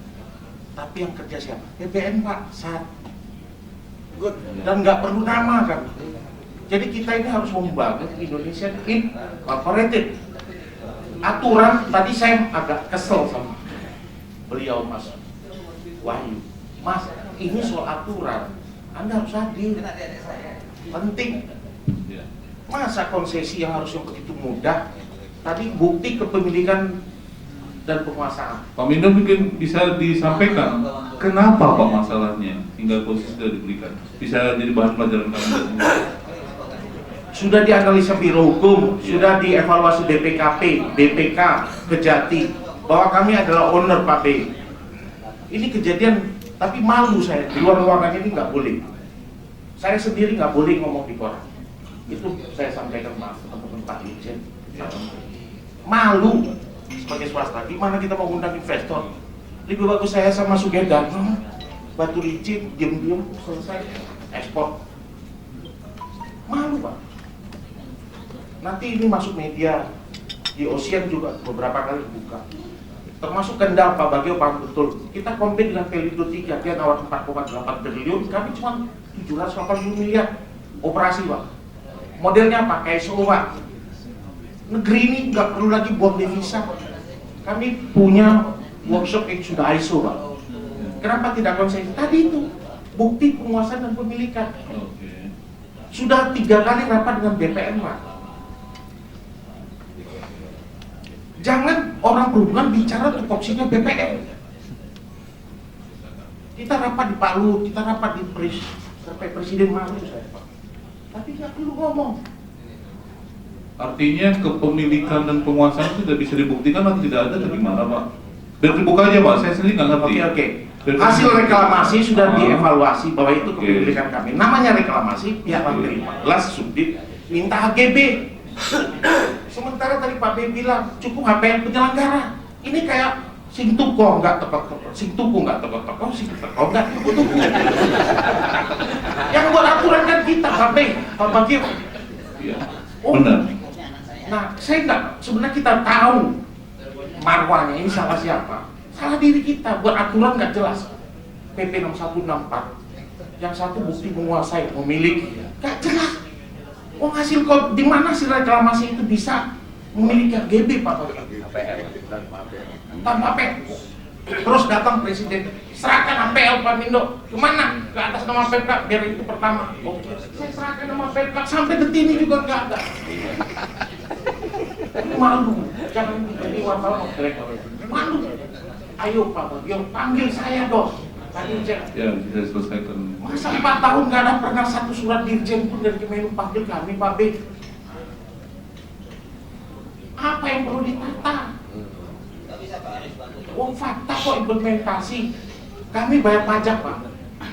Yang hari ini saya model ngedal Pak PBN. Ayo PBN kita jadikan satu. Ngapain kami harus invest? Bagus itu yang disampaikan Pak Febri. Swasta bisa hadir. Daripada model batu-bata diem ya swastanya ya. Top 10 ya. Itu Pak. Jadi apa usul kami? Ada satu badan, mungkin kecil Pak Bagio. Ada ABUPI, ada PBN. Ayo kita, ini layak nggak konsesi? BPN-nya panggil Pak Bagio. Bukan urusan lantai 15. Mengatakan Pak Mindo nggak bisa konsesi. Mana suratnya bahwa saya nggak bisa konsesi? Tinggal Pak B, kontak dong Dirjen BPN. Pak Mindo, betul. BPKP udah ngecek Pak Mindo, sudah. Bukan saya yang bawa HGB. Hitung konsesi. Bapak kan punya divisi keuangan, saya punya konsultan. Proposal. Dibilang bukti keuangan 1,5 triliun Pak, terdiam. Ini Pak. Ini kan Pak sementara. Ya, terima kasih Pak Mindo. Jadi hal seperti tadi mungkin ini salah satu juga persoalan di mana stagnasi terjadi, investasi tidak akan terjadi kalau memang kepastian ketika uang datang tapi untuk selesai. Ya, saya dengar Pak, kawan-kawan Korea Selatan atau kira-kira 2 bulan yang lalu saya di Vietnam dan ketemu dengan kawan-kawan di sana Pak, kawan-kawan WNU, dan saya sangat kaget itu semua proses perizinan itu terjadi hanya dalam waktu, benar kata Pak Mugan tadi, itu dalam bentuk harian, dan proses itu sampai operasi itu hanya dalam waktu 2 bulan Pak. Tapi tentunya itu terminal harus siap semuanya 2 months gitu. Saya kaget, gimana hal itu? Jadi ternyata memang mereka melakukan secara bersama-sama, nggak bisa hanya satu kantor, memang kantornya yang udah satu atap kalau mereka semua, tapi yang kuat adalah pemerintah daerahnya.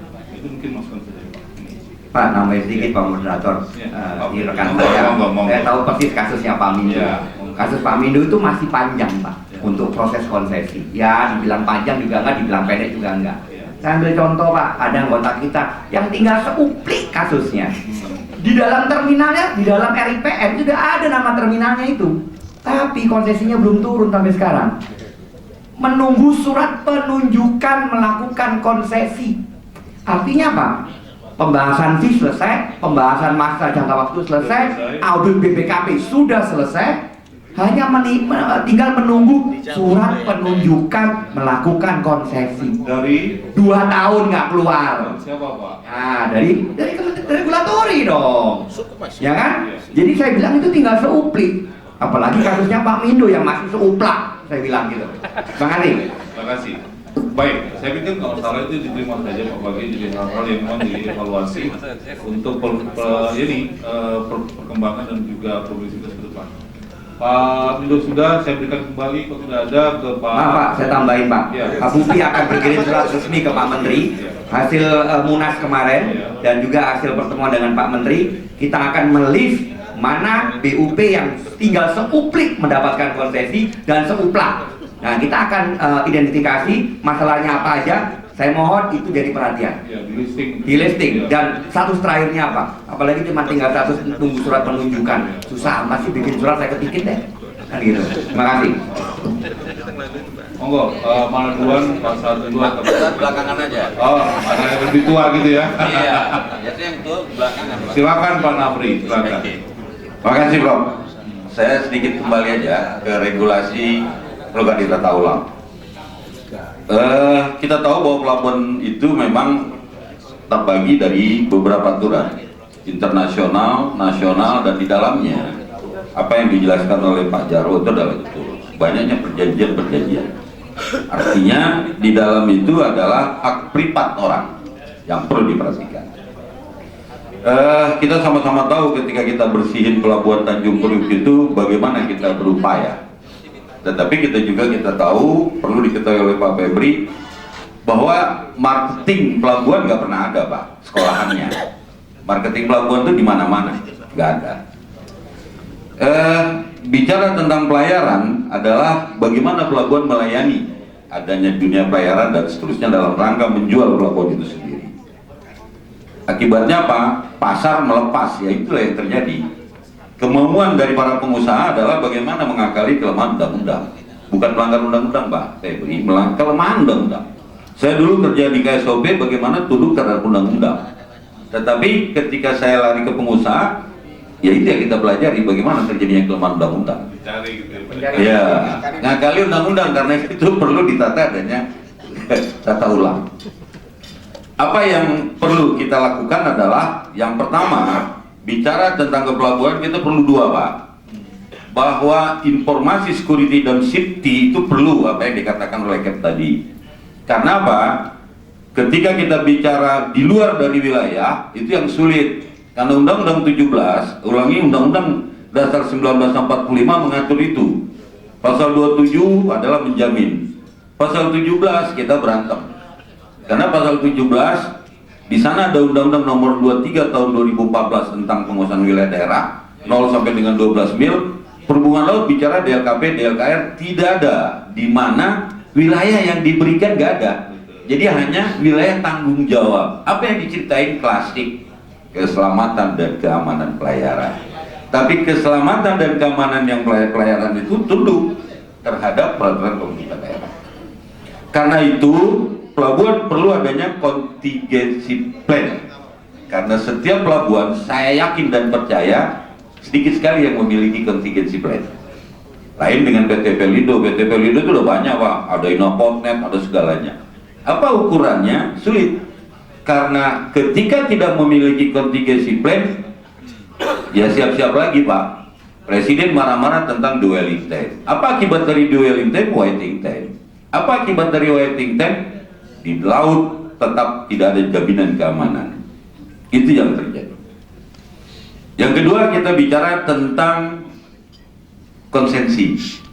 Sederhana sebenarnya, konsensi adalah syaratnya menyerahkan HPL. Nah, sulitnya menyerahkan HPL ini ada lintas departemen.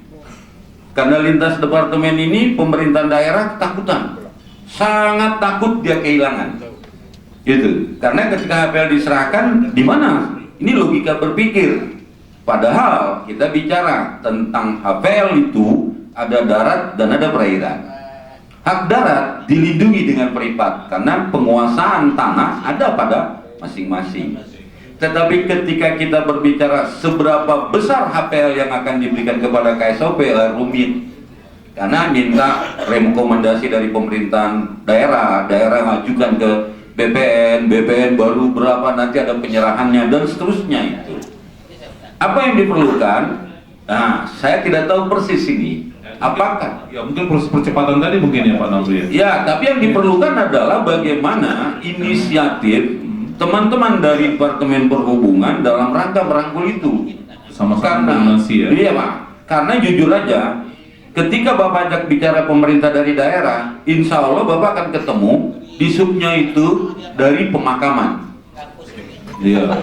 Iya, jadi Bapak sampai kiamat bicara orang dari pemakaman, bicara perhubungan nggak akan ketemu. Atau kebersihan ya. Iya.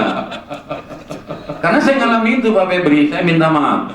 Kenapa? BBJ dalam rangka bicara konsensi itu 2 kali periode presiden. Nah, jadi menterinya 3 kali. Nah, siapa yang rumit? Birokrasi, baik di perhubungan maupun di pemerintahan daerah. Itu yang sangat rumit. Di perhubungan tidak mengenal bagaimana kita membuat konsensi. Di perhubungan di bagian hukum dia katakan kita baru belajar. Kita ke BPK, saya baru belajar. Karena itu tidak ada satu standar dalam rangka pembuatan konsensi. Ya Pak ya.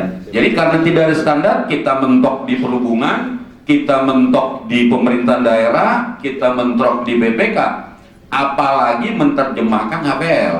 Selesai sudah. Jadi saya berpikir 2 kali periode presiden, 3 menteri ini masih wajar. Karena apa? Saya berharap nanti 1 lagi presiden lagi sehingga kita bisa berulang tahun yang ketiga. Saya kira itu Pak. Makasih. Jadi mungkin masukan Bang Nofri bisa diakomodasi di Omnibus Law Pak. Pak Bagiri, biar di Omnibus Law across kementerian bisa menyelesaikan persoalan itu menyangkut masalah mewah. Udah lewat ya? Tidak bisa lagi waktu itu ya. Ya berarti kita masih lagi ya. Jadi kita asosiasi lah melakukan lobby-lobby untuk memastikan itu nanti. Tim kecil Pak, tim kecil sinergi antar kementerian. Baik, Mas Ahad, lanjut. Oke, ini sebagai kesan lanjut. Ini saya mau ambil apa cerita ini sebenarnya hampir sama saja. Kita bicara Undang-Undang 17 itu sudah real, ada undang-undang aturan segala macam. Kemudian persoalannya saja, teman-teman di perhubungan juga banyak tidak paham terhadap undang-undang itu. Ini problem. Ya, orang-orang di sana menjabat ditanya malah dia bingung kadang-kadang. Jadi harapan kami, ini harapan. Tolong teman-teman di perhubungan itu kalau jadi menjabat di sana harus menguasai lah, supaya tidak terlalu banyak interpretasi. Jadi kita harapkan satu dulu. Yang kedua, sebenarnya undang-undang itu sudah cukup jelas. Tadi itu ada Persus, ada TUKS. Mari kita breakdown, kita bahas. Yang persoalan di sana adalah ketegasan, kemudian penegakan hukum. Itu yang pokok. Ya, kemudian ini bicara HPL tadi. Saya punya pengalaman untuk HPL. Saya bikin konsesi dulu di Perindo, di Priok itu kali baru saya tanda tangan konsesinya. Ya, itu hasil reklamasi menjadi HPL-nya otoritas pelabuhan. Kita bikin begitu supaya sekarang pertanyaan lebih lanjut itu sudah apa belum? Jangan konsesi itu dibikin, kemudian sudah dikontrak, setelah dia hasilnya diimplementasikan dong. Itu otoritas yang harus berbuat seperti itu karena dia pemerintah. Kemudian kepada dia itu diberikan. Salah satu contoh lain, itu Cirebon. Dahulu itu ada reklamasi di sana, ya. Itu saya bilang karena itu bagian daripada wilayah, kebetulan dulu saya di sana. Saya bilang tuh saya usulkan itu HPL-nya otoritas pelabuhan. Di sana KSOP itu problem, ya bermasalah. Sampai ketika Menteri Perhubungan, sampai dadu. Mohon maaf nih, saya dulu ributnya dengan teman Pelindo. Ya, mohon maaf minta Pelindo. Tapi bukan itu, saya mau ambil ketegasan regulasi yang benar seperti ini gitu. Supaya tegas. Itu Pak Lino dulu keberatan segala macam, buat surat ke Menteri Perhubungan. Menteri Perhubungan saya bilang, tolong itu ditegaskan aturannya. Buatkan rapat di sana. Itu milik siapa nanti kalau dari konsesi itu dari reklamasi. Tapi saya tegaskan pada saat itu, ini konsesi sudah sebelum konsesinya pada Pelindo. Kemudian di sana ada reklamasi. Reklamasi yang berikan izin siapa? Kemudian kepada siapa itu nanti HPL-nya? Pak Sahat, saya katakan, saya potong Awang. Misalnya jika terjadi, dan ini fakta, antar menteri mereka konflik nih, kepentingannya A, kepentingan B, kan pejabat di bawah nggak berani memutuskan sesuatu. Gimana caranya? Ini pengalaman yang saya sebutkan tadi. Ini kan problem. Saya tegaskan, tolong itu Menteri Perhubungan secara tegas mengundang rapat resmi, termasuk orang daerahnya, Pemdanya, sama-sama kita bicara dong. Nanti diaturkan regulasinya seperti ini. Nah, setelah kita bahas seperti itu, sepakat. Oh, ternyata begitu. Saya katakan, oke, setuju? Setuju. Teman-teman di Pelindo nggak setuju. Berarti terus nggak setuju terus kan? Saya kasih waktu, saya bilang sama Perhubungan, saya kasih waktu lamanya 6 bulan. Kalau si dia keberatan itu nanti HPL-nya menjadi miliknya PT, menjadi otoritas pelabuhan atau KSOP, dia harus gugat. Kalau dia keberatan, Jadi jangan keberatan melalui surat saja ke Menteri Perhubungan, jangan diterbitkan HPL atas nama OP misalnya. Ya kalau itu hanya surat, saya bilang sama teman-teman, tolong ada waktunya. Yang benar adalah dia harus menggugat ke pengadilan. Kalau dia tidak menggugat, maka tolong terbitkan itu HPL. Saya ngomong begitu. Alhamdulillah berjalan. Ternyata proses jalan, saya minta di daerah jalankan prosesnya. Saya datang terhadap dari Badan Pertanahan.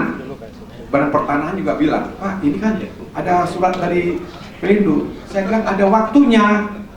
Kalau kamu dia keberatan, kemudian ini mau kita terbitkan, kasih waktu dia gugat. Kalau nggak dia gugat, artinya selesai. Kalau Anda tidak keluarkan, saya yang gugat kamu. Itu terbitkan atas nama kita. Nah, akhirnya pendek cerita ini terbit kok. Diterbitkan HPL atas nama KSOP. Sudah? Setelah itu terbit, baru saya bilang proses HGB kepada yang berkepentingan. Yang pertama diberikan kepada orang yang melakukan reklamasi. Terbitkan kepada dia. Saya yang mengusulkan. Yang mengusulkan itu adalah KSOP. Mengusulkan kepada Badan Pertanahan supaya diterbitkan HGB atas nama si A. Karena dia punya privilege. Karena dia yang melakukan reklamasi, maka dia kita berikan HGB. Jadi HPL-nya atas nama KSOP, HGB-nya diberikan atas HPL. Itulah yang menjadi konsesi nanti kalau dijadikan pelabuhan. Ya Pak ya. Nah ini pengalaman kok. Sekarang coba Bapak lihat. Tapi itu sekarang misalnya KSOP memiliki hak seperti itu nggak melakukan sekarang Pasar? Sampai sekarang sama. Cuma orangnya ngerti atau tidak? Berani atau enggak? Ngomongnya ini harus bicara dengan semua lini. Dia bicara dengan pemerintah daerah, dia bicara dengan operator pelabuhan di sana, dia bicara pada lingkungan lain, dan dia harus tegas. Ini kira-kira usul saya jadi begini. Saya usul kita sudah perlu ditata ulang sebenarnya. Saya setuju saja kalimat itu kita tata ulang. Artinya kita tegaskan kemana ini. Kemudian bicara konsesi. Tadi orang banyak timbul pertanyaan, kalau konsesi, habis masa konsesi itu tanahnya semua menjadi miliknya pemerintah. Tidak ada, itu penguasa. Ini kan sebenarnya bicara HPL-nya.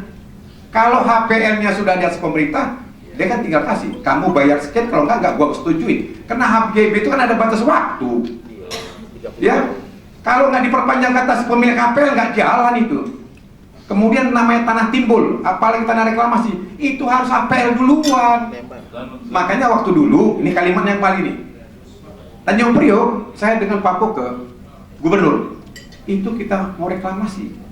Nanti sekian reklamasi hasilnya untuk otoritas pelabuhan sekian, 125 hektar. Ini untuk sekian, kepentingannya ini. Itu dibagi. Jadi namanya hasil tanah timbul itu harus ada HPL-nya dulu, baru nanti muncul HGB.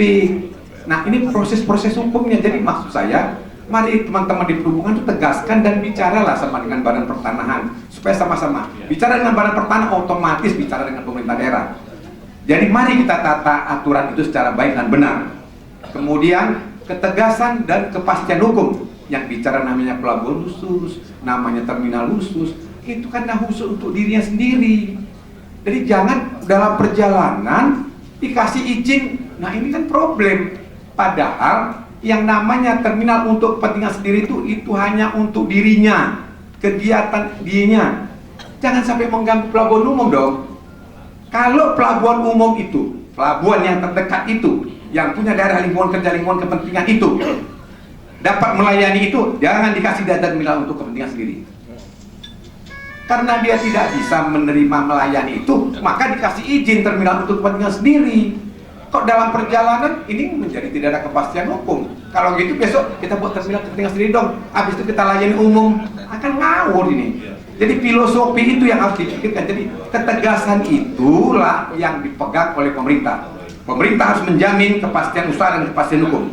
Jangan kita ada pelabuhan umum, tiba-tiba ada pelabuhan khusus dikasih melayani kepentingan umum, kami kan nggak punya kepastian lagi, kata si pelabuhan umum tadi.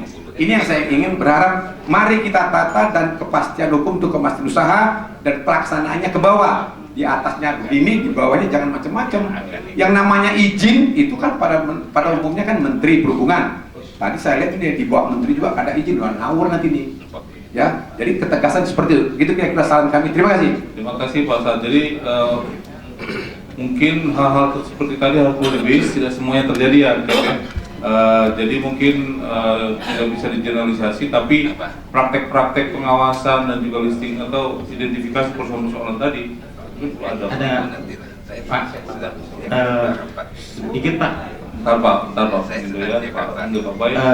Ini memang konsesi kan memang agak krusial ya. Ini sepertinya kalau saya tuh nggak inline antara PP, PM dan juga di lapangan.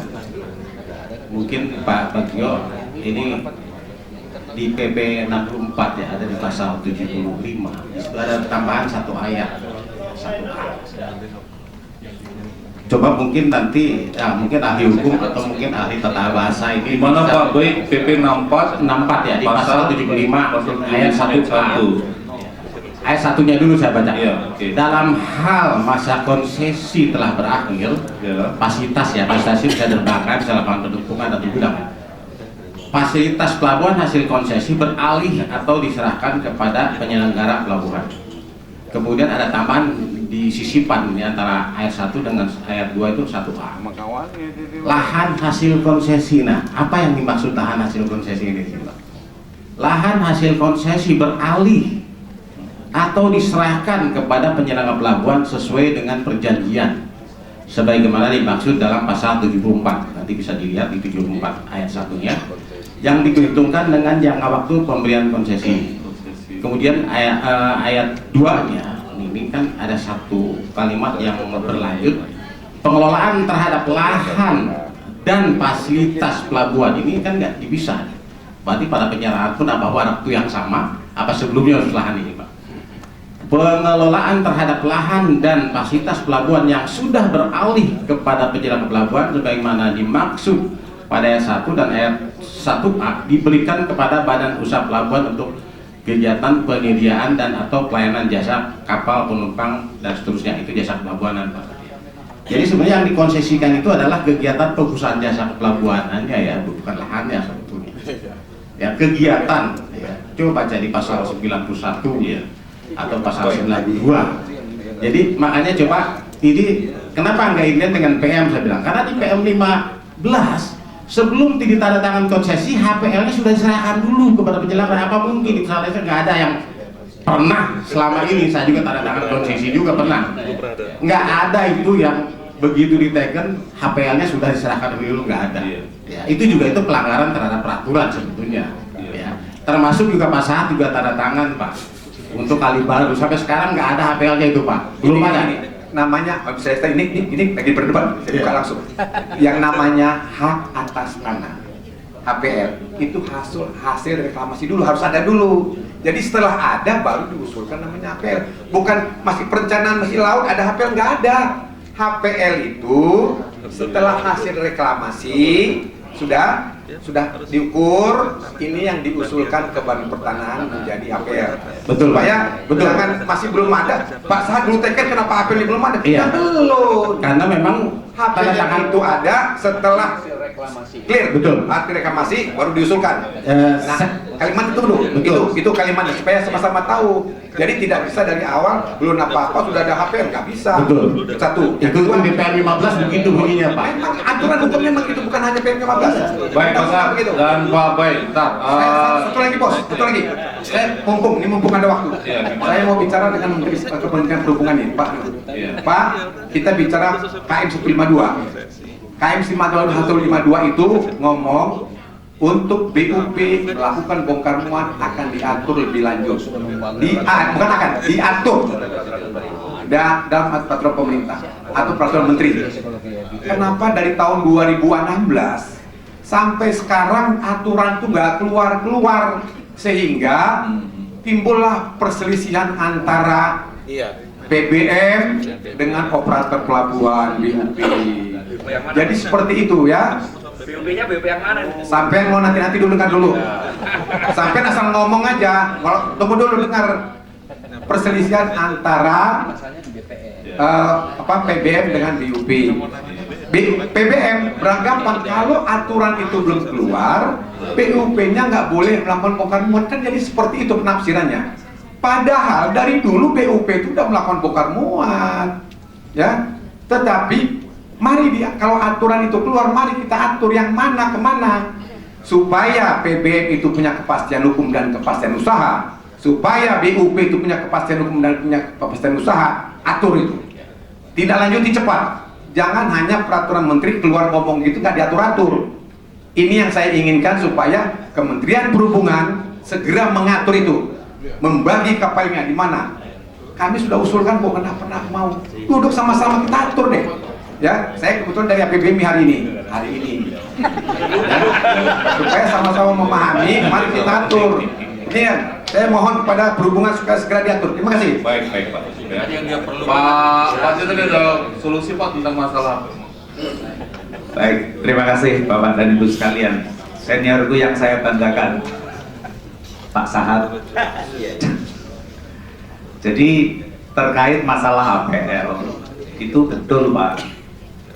Begitu reklamasi yang dilakukan untuk pembangunan Pelabuhan Kalibaru, itu dilakukan dengan menggunakan yang pancang, sisi selatannya. Itu kurang lebih sekitar 40 hektar.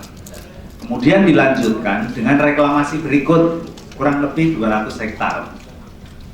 Begitu kami ngurus izin untuk HPL, kan sebelum berdiri pelabuhan, sebelum beroperasi, izin yang saya urus itu ada 26 poin Pak. Salah satunya itu HPL. Ternyata yang nggak bisa keluar itu HPL. Karena apa? Karena reklamasinya belum selesai. Jadi itu nanti sertifikat HPL-nya akan selesai setelah reklamasi yang rencana totalnya itu kurang lebih, ya kita anggap 300 atau 400 selesai, baru sertifikat HPL keluar. Jadi sementara menggunakan izin sementara. Jadi tidak ada masalah, mudah-mudahan reklamasi dalam waktu dekat diteruskan, diselesaikan, sehingga nanti sertifikat HPL akan kita urus. Jadi jawaban dari pertanahan, jawabannya adalah seperti itu. Gitu ya Pak? Betul. Jadi konsesi itu kan, maaf Pak, tambahkan seperti yang dikatakan Pak Sahat, karena saya juga dulu anak buah beliau Pak atau di beliau. Jadi konsesi itu di situ berikan pembangunan dan pengoperasian, ya. Pembangunan dan pengoperasian. Nah sekarang mau diasuhkan HPL juga agak susah Pak, karena itu dekonpail, katanya bukan tanah, katanya gitu kan, yang NPC-1 sekarang Pak.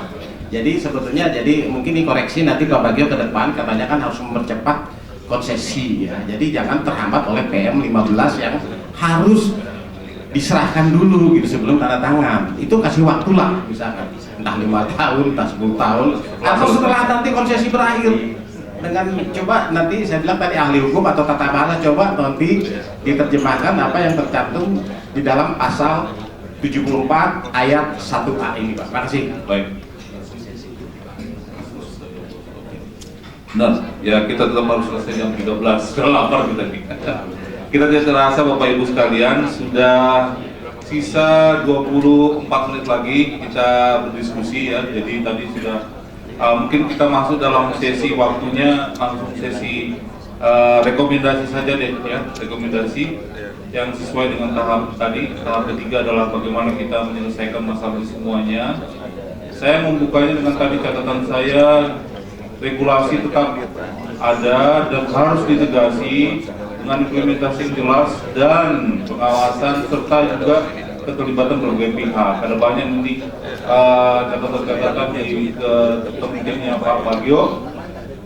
Nah sekarang saya minta kontribusi Bapak Ibu sekalian, 1-2 isu penting tapi mohon pendek-pendek, nanti biar dicatat oleh Pak Bagio ya Pak ya. Rekomendasinya tadi sudah banyak, tapi mungkin ada hal-hal yang bisa dimasukkan biar menjadi pertimbangan dari pihak Direktorat Pelabuhanan. Pak Mino mau tambah lagi Pak. Mohon yang rekomendasi Pak ya. Ya. Lalu di kursus ya. Segera bentuk tim percepatan penyelesaian penataan ulang pelabuhan.